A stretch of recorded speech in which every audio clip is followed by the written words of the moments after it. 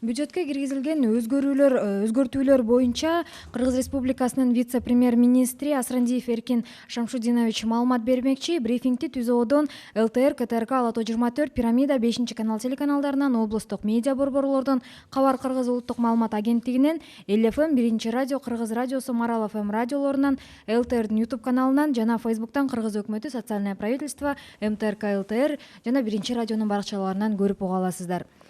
Здравствуйте, уважаемые телезрители, радиослушатели. Мы начинаем брифинг в пресс-центре Республиканского штаба. Об изменениях в бюджет расскажет вице-премьер-министр Кыргызской Республики Асрандиев Эркин Шамшудинович. Прямой эфир брифинга вы можете посмотреть и услышать на телеканалах ЛТР, КТРК, Ала тоо 24, Пирамида, 5 канал, через областные медиа-центры, через Кыргызское национальное информационное агентство Кабар, а также на радиостанциях ЛФМ, 1-радио, Кыргыз радиосу, Марал ФМ, на YouTube-канале ЛТР, в Фейсбуке, на страницах Кыргыз өкмөтү, Социальное правительство, МТРК ЛТР и 1-радио.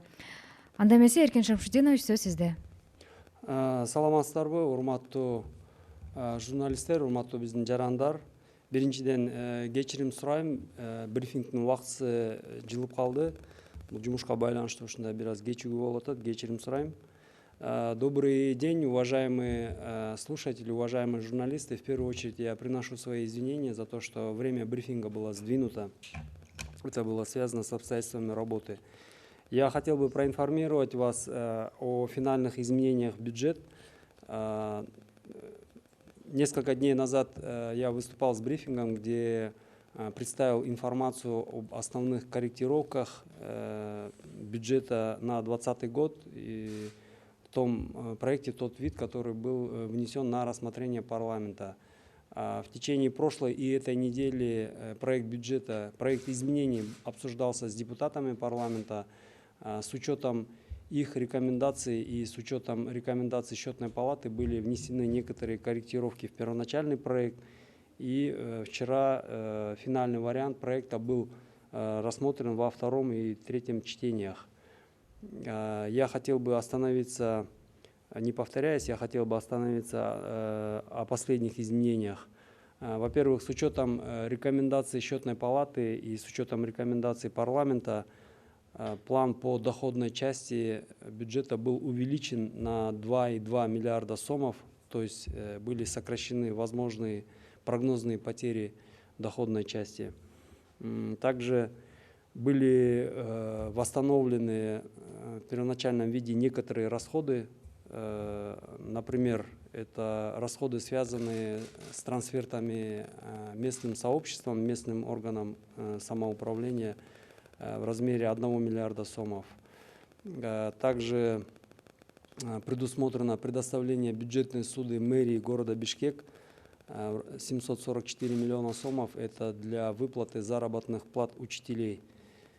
Также были восстановлены расходы по линии ФОМС на гемодиализ. Частично восстановлены расходы по линии Госкомитета по спорту. Расходы именно связаны для участия в международных соревнованиях с точки зрения представления Кыргызской Республики на международной спортивной арене и связанные с завоеванием лицензии на предстоящую Олимпиаду. Ну и еще ряд незначительных расходов. Тем не менее, с учетом корректировок, прогнозный дефицит бюджета остается в существенном объеме. И, как нам уже всем известно, мы привлекаем для покрытия этого дефицита внешнюю помощь. Но при этом я хотел бы подчеркнуть, что мы не ограничиваемся только лишь внешней помощью и изыскиваем внутренние резервы. На некоторых из них я хотел бы остановиться. Во-первых, разработан и внесен законопроект о повышении ставок платежей на руду и концентраты золотодобывающих компаний. Также разработан законопроект об создании налоговой базы для сбора налогов по майнингу. разработан законопроект на введение акциза на некоторые нефтесодержащие продукты. На сегодняшний день существует ситуация, когда в Кыргызскую республику импортируются некоторые нефтесодержащие продукты, которые впоследствии перерабатываются в конечную продукцию, бензин и так далее. В ходе этого некоторая продукция под видом нефтесодержащих продуктов ввозится. На самом деле оказывается, что это готовая продукция. Таким образом, имеются факты обхода налогообложения. И вот раз мы уже заговорили о законопроектах, также я хотел бы сообщить, что сейчас вот активно проведена работа по финализации законопроекта о декларировании доходов и имущества государственных и муниципальных служащих. Мы планируем на следующей неделе внести его в парламент и надеемся, что в течение июня этот законопроект будет принят. Этот законопроект касается декларирования доходов и имущества государственных и муниципальных служащих, и основные нововведения заключаются в том, что теперь декларированию подлежит не только имущество, которое зарегистрировано или находится в собственности, но и то имущество, которое фактически используется служащими и его близкими родственниками. Также расширяется перечень сведений о близких родственниках и об их имуществе и активах. Существенным нововведением этого законопроекта является расширение перечня оснований для проверки декларации. Если до этого было 2 основания, то теперь предлагается 8 оснований. Некоторые из них я хотел бы озвучить. Это получение сведений о приобретении имущества на сумму свыше 2 миллионов сомов декларантом либо его близкими родственниками. Получение сведений о недостоверности информации, представленной в декларации. Получение сведений о наличии денежных средств на счетах либо в наличной форме свыше 2 миллионов сомов, либо какие-либо сведения о совершившихся сделках на сумму, которая превышает доход за последние 3 года, официальный доход за последние 3 года. Я думаю, что активизация борьбы с коррупцией тоже может быть одним из источников пополнения доходной части бюджета. Эми болсо кыргызча айтып берейин. Дагы бир жолу саламатсыздарбы, урматтуу журналисттер, жарандар. Мындан бир нече күн мурун мен бюджетти өзгөртүүлөрдү киргизүү жөнүндө брифингден айтып бердим элем. Өткөн жумада жана ушул жумада парламентте бюджетке өзгөрүүлөрдүн долбоору депутаттар менен каралып бир топ талкуу болду. Ошол эле учурда биз эсеп палатасынан дагы алардын корутундусун алып, алардын рекомендациясы менен да иштедик. Ошонун негизинде мен башкы цифраларды кайталабай эле коеюн. Мен акыркы мына өзгөрүүлөр жөнүндө айтып берейин. Мына кечээ 2-3 окууда биздин парламент бюджетке өзгөрүүлөрдү карап берди. Эң негизгиси бул киреше жагын биз башындагы долбоорго салыштырмалуу 2,2 миллиард сомго көбөйтүп атабыз. Ошол эле учурда кээ бир чыгашалар кайра ордуна келтирилди. Мунун арасында жергиликтүү органдарга 1 миллиард сом трансферттер кайра ордуна келтирип атат. Бул аймактарды өнүктүрүш керек, алардын маселелерин чечиш керек. Ошол максатта булар кайра ордуна келтирип атат. Андан тышкары биз Бишкек мэриясына суда катар 744 миллион сом дагы киргизилди. Бул Бишкектеги мугалимдердин айлык маянасына багытталат. Дагы айтып кетчү нерсе, ФОМСко 75 миллион сом кайрадан киргизилди. Бул гемодиализге багытталган каражаттар. Ошол эле учурда спортко дагы 74 миллион сом деп кошуп атабыз. Башкы кыскартуудан бул Кыргызстандын атын чыгаруучу жерден, Кыргызстандын желегин көтөрүүчү жерден ушу эл аралык мелдештерге байланыштуу чыгашалар, келе жаткан Олимпиадага лицензияны жеңип алганга байланыштуу чыгашалар биздин спортчуларга жардам катары. Бирок ошол эле учурда бир топ кыскартуулар, башка чыгашалардан бир топ кыскартууларга карабастан биздин бюджеттин дефицити бир топ чоң көлөмдө калып отурат. Жылдын аягына чейин болжомол менен ошол дефицитти ордун толукташ максатында биз баарыбызга белгилүү болгондой сырттан биздин эл аралык донор партнерлордон каражаттарды бул жака тартып келип атабыз. И ошол эле учурда биз жаланган ошо сырткы жардамга таянбай ички резервтерди дагы, ички киреше булактарын издеп тапканга иштер жүрүп атат.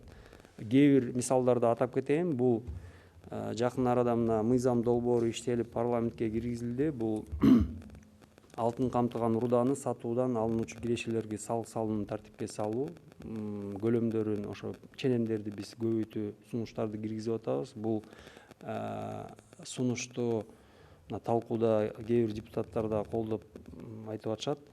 Андан тышкары дагы бир мисалды келтирсем, бул мунайзат, кээ бир мунайзат продукциялар бүгүнкү күндө Кыргызстанга алынып келип, бензин эмес, мына газохол, бензонол деген жана башка ушул сыяктуу мунайзаттар акцизы жок Кыргызстанга кирип атат. Бул мунайзаттар бир аз иштетилип эле анан бензинге айланат, же ошол газохол, бензонолдун деп документтерде көргөзүлүп, ошол эле учурда бензин киргизилип, салыктан качуу максатында ушундай учурлар, ушундай көрүнүштөр болуп атат. Ошондуктан ушуга окшогон мунайзат продукцияларына кошумча акциз киргизүү боюнча мыйзам долбоору иштелип чыкты. Дагы кошумча айтып кетерим, бул майнинг чөйрөсүндө жана аны салык салуу үчүн укуктук негиздерди киргизүү үчүн дагы мыйзам долбоору иштелип чыгып атат. Жалпысынан ушу 3 мисалды эле алсак, ушул мыйзам долбоорлору кабыл алынып ишке кире турган болсо, кошумча болжомол менен бир 700-800 миллион сомдун тегерегинде кошумча кирешелер бюджетке кирет. Дагы бир ушу мыйзам долбоорлор жөнүндө айта кетсек, дагы бир мындай актуалдуу айтып кетчү нерсе, мына эмки жумада биз парламентке мамлекеттик жана муниципалдык кызматкерлердин мүлкү жана кирешелери жөнүндө, ошолордун декларация жөнүндө мыйзам долбоору иштелип киргизилген жатат. Бул коррупцияга күрөшүү алкагында кылынып аткан иш. Бул мыйзам долбоору бир топ убакыттан бери талкуудан өтүп, ар кандай талаш тартыштар болуптур. Акыркы учурда биз ошол жумушту күчөтүп, тез арада парламентке киргизгенди пландаштырып атабыз. Бул мыйзам долбоорунун негизги өзгөчөлүктөрү биринчиден бул мыйзам долбоору боюнча мамлекеттик кызматкер өзүнө ээ болгон гана мүлк эмес, башка бирөөгө катталган мүлк, бирок муниципалдык же мамлекеттик кызматкер колдонулуп аткан мүлк болсо, аны дагы ошол өзүнүн декларациясында көрсөтүш керек. Дагы бир нерсе, бул жаңы мыйзам долбоордо декларацияга көрсөтүлгөн маалыматтагы жакын туугандар жөнүндө жана жакын туугандарга тийиштүү мүлк жана кирешелер жөнүндө маалымат кеңейтилип атат. Андан тышкары декларацияда көргөзүлгөн маалыматты текшерүүгө бүгүнкү күндө 2 эле негиз бар. Ошол негиз 2-ден 8-ге чейин көбөйүп атат. Мисалы, кандай бир мүлк сатып алуу жөнүндө маалымат түшкөн болсо, ал мүлктүн баасы 2 миллион сомдон ашык болсо, ошол маалыматтын негизинде текшерүү жүргүзүлүшү мүмкүн. Дагы бир нерсе, акча каражаттары эсепте болобу же накта түрүндө болобу, акчанын көлөмү 2 миллион сомдон өйдө бар деген жөнүндө маалымат түшсө, бул дагы текшерүүгө негиз болот.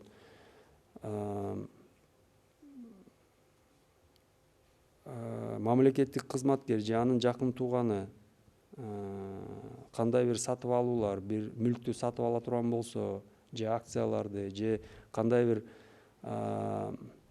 келишимдерди түзүп бир сделка кыла турган болсо, ошол сделканын суммасы мамлекеттик кызматкердин расмий түрдөгү алган кирешенин суммасынан, акыркы 3 жылдын ичинде алган кирешенин суммасынан ашык болсо, бул дагы ошо текшерүүгө негиз берет. Ошол эле учурда декларацияда көрсөтүлгөн маалымат туура эмес болсо, же декларант текшерүүгө макулдуулугун бербесе, же мамлекеттик кызматкер декларация тапшырбай турган болсо, бул дагы ошо текшерүүгө негиздер болот. Жалпысынан айтканда, биздин оюбузча ушул дагы бир жолу кайталап кетейин, бул мыйзам долбоору коррупцияга күрөшүү алкагында болуп атат. Бул дагы өз иретине алып келип, бул дагы мындай натыйжасында кошумча биздин бюджетке киреше алып келиниши мүмкүн. Рахмат. Рахмат.